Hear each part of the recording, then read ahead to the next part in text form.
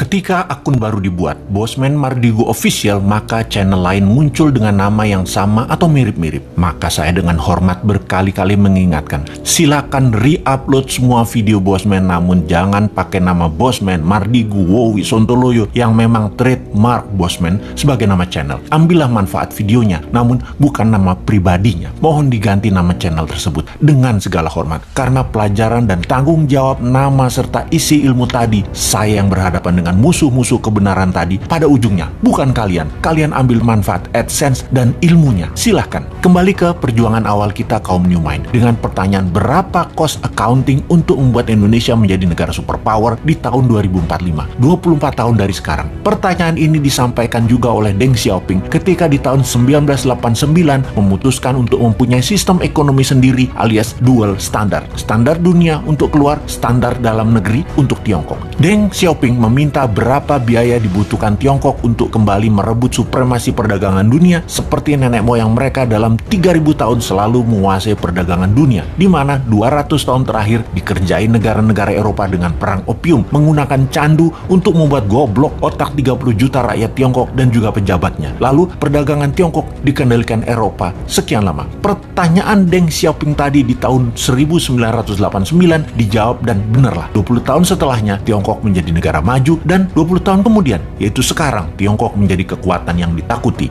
Pertanyaan awal kita, berapa cost accounting untuk membangun Indonesia untuk menjadi negara superpower di tahun 2045 itu? Hal itu sangat penting. Berapa modal yang dibutuhkan? Berapa dana yang dibutuhkan? Dan itu harus diketahui sekarang. Semua itu akan kita ciptakan dananya serta pekerjaannya untuk 100% warga Indonesia. Kita lompat ke tahun 2030 ke depan. Di tahun 2030 atau kurang dari 9 tahun lagi, dari saat ini dunia menjadi lain dengan dunia yang kita kenal 100 tahun terakhir. Pandemi 4 tahun hingga tahun 2025 merubah 60% kehidupan manusia. Teknologi bioengineering, biomedical, menggeser DNA dan RNA manusia membuat manusia menjadi super karena lawannya penyakit juga menjadi super. Penyakit bawaan atau penyakit karena virus bermutasi. Manusia pun bermutasi dengan perubahan genetik tubuh manusia dipicu dengan growth factor biomedical. Di sisi lain, secara politik, kalau Amerika tidak hantam secara militer negeri Tiongkok dalam kurang waktu 3 tahun ke depan, maka di tahun 2030 Tiongkok akan menjadi negara superpower nomor 1. Dan saya garansi Amerika tidak akan serang Tiongkok. Amerika tuh chicken sekarang. Sungguh. Kemudian komunikasi 6G dipimpin Tiongkok. Distribusi kapal niaga dan seluruh gadget serta transaksi perdagangan dikuasai Tiongkok. Kesehatan dikuasai globalis cabal. Demikian juga sumber informasi big data dan currency akan dikuasai cabalis. Kemudian kehidupan pertanian akan semakin sulit. Alam semakin gersang. Cuaca tidak bisa dibaca dan dikendalikan. Panas bumi mencapai puncaknya di tahun 2030.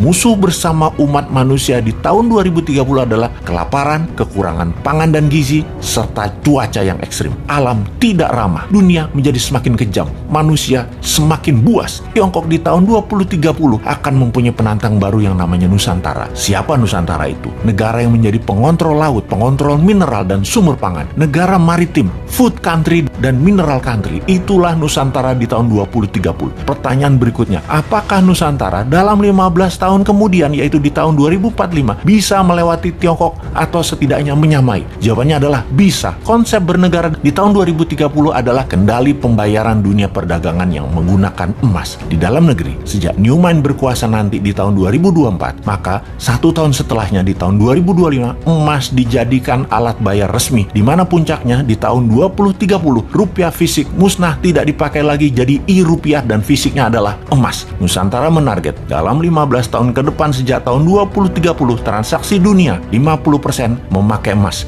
Itulah awal Nusantara menjadi negara superpower di tahun 2045. Kunci penting berikutnya di periode 2045 sampai 2070, di mana dunia sepakat tidak akan ada lagi perang militer, namun semua negara berkolaborasi merubah dunia menjadi lebih baik. 2045 hingga tahun 2070, Nusantara menjadi negara superpower yang memimpin garda terdepan pejuang lingkungan hidup, kesehatan, edukasi, dan sustainable eco-living. Nusantara memimpin perbaikan alam selama 15 tahun hingga tahun 2070.